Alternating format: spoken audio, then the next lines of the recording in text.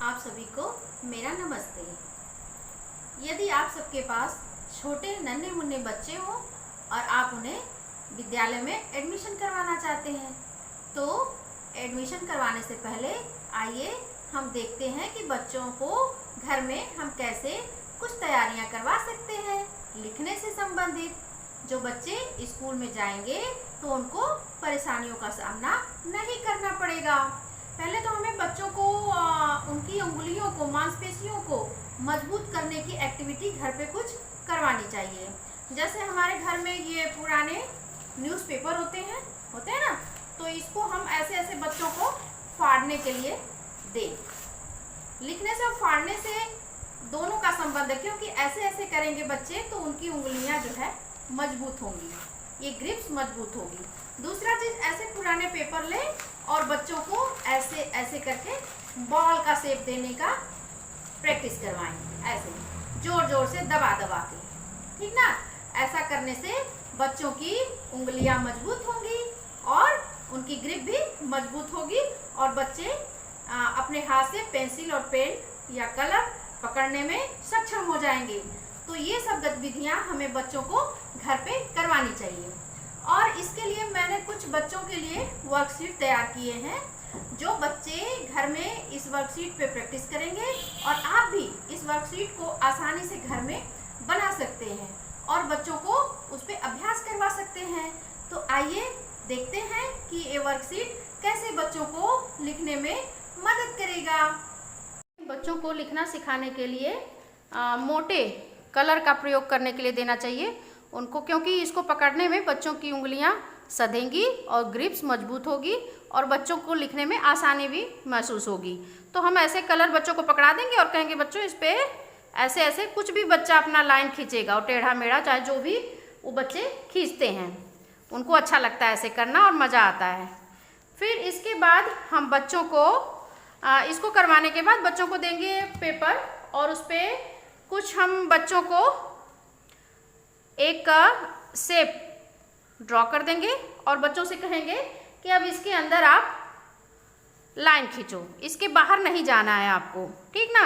तो इससे बच्चों का हाथ सधेगा और लिखने में वो सक्षम होंगे।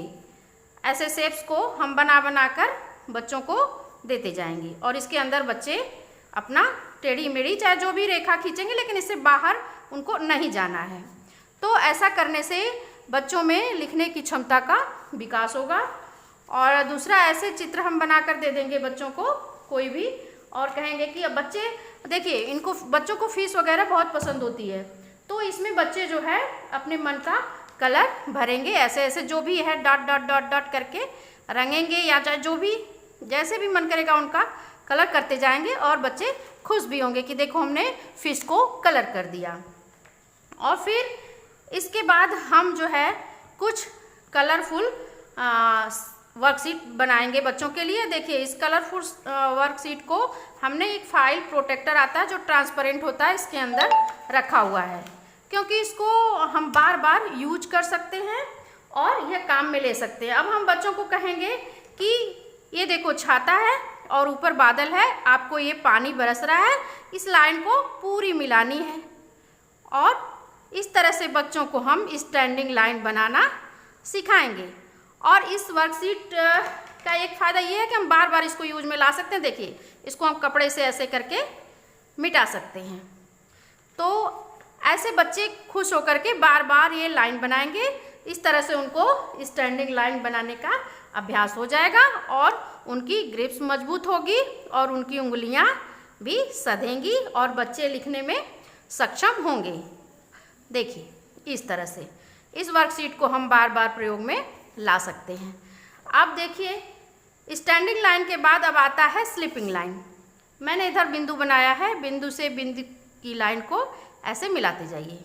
बच्चे इस पे बार बार मिलाने का अभ्यास करेंगे और फिर ऐसे इसको मिटा देंगे, जिससे बच्चे स्लीपिंग लाइन बनाना आराम से सीख जाएंगे।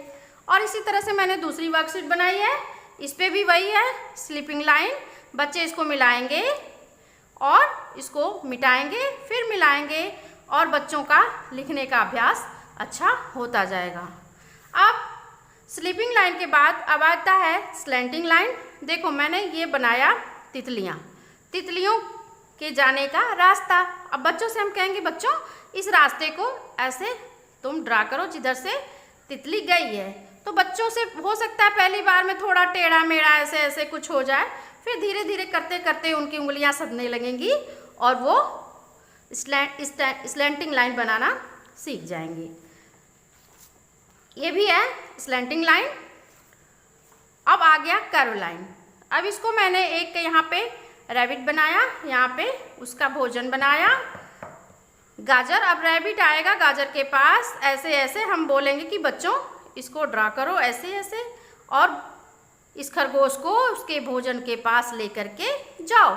बच्चे इसको बार बार करेंगे तो उनको कर्व लाइन बनाने का अभ्यास हो जाएगा।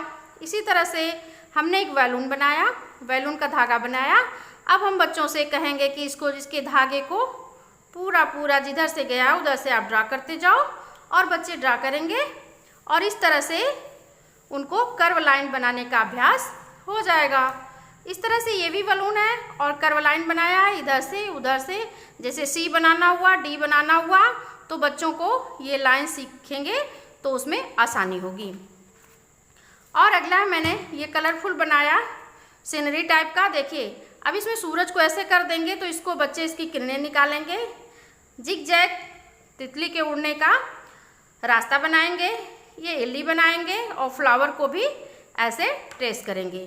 तो बच्चों को सीखने के साथ साथ मज़ा भी आएगा और आनंद भी आएगा। इस तरह से इन गतिविधियों के माध्यम से और इन लाइनों को ड्रा करते करते बच्चे अल्फ़ाबेट लिखना आसानी से सीख जाएंगे।